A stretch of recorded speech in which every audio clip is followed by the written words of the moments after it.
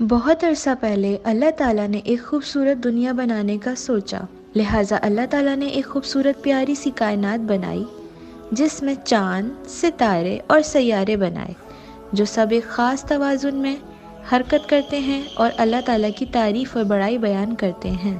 جب اللہ نے انسان کو تخلیق یعنی بنانے کا ارادہ کیا تو اس نے ہر قسم کی مٹی اکٹھی کی اور اس کو ایک کمہار کی مٹی کی طرح آپس میں ملا دیا، اور اس کو انسان کی شکل دینے کے لیے اللہ نے اس میں اپنی روح پھونک دی۔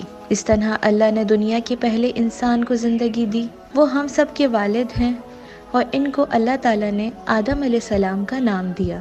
اب لوگ چاہے جس بھی رنگ، نسل یا زبان کے ہوں، کسی بھی علاقے میں رہتے ہوں، ان سب کے جد امجد ایک ہی ہیں، اور وہ ہیں پہلے آدمی حضرت آدم علیہ السلام، جن کو اللہ تعالیٰ نے پہلا پیغمبر بنایا تاکہ وہ لوگوں کی رہنمائی کر سکیں۔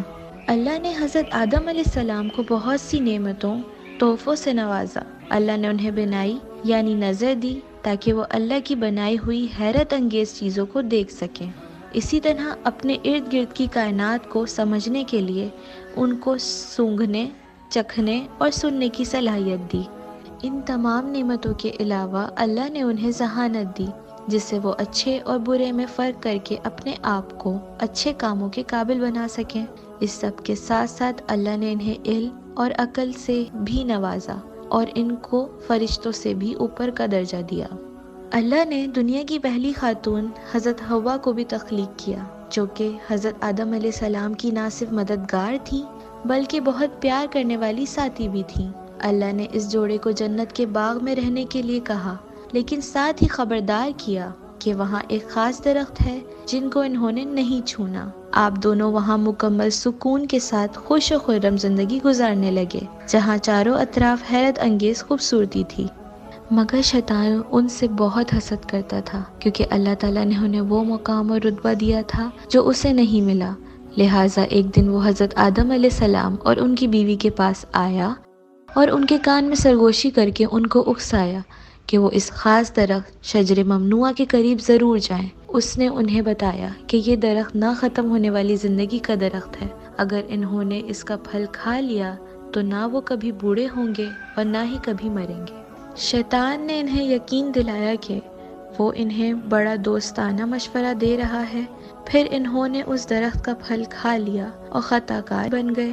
مگر جلد ہی انہیں اپنی غلطی کا احساس ہو گیا اور وہ فوراً اللہ کی طرف پلٹے اور معافی کی درخواست کی۔ اللہ تعالیٰ نے ان دونوں کو معاف تو کر دیا، مگر ان سے کہا کہ تم لوگوں نے حکم کی خلاف ورزی کی ہے، لہٰذا تم لوگ جنت کے باغ میں نہیں رہ سکتے، اور انہیں نیچے دنیا میں بھیج دیا۔ وہاں حضرت آدم علیہ السلام اور حضرت حوا نے اپنے آپ کو بالکل اکیلا پایا، کیونکہ اس وقت زمین پر کوئی بھی نہیں رہتا تھا۔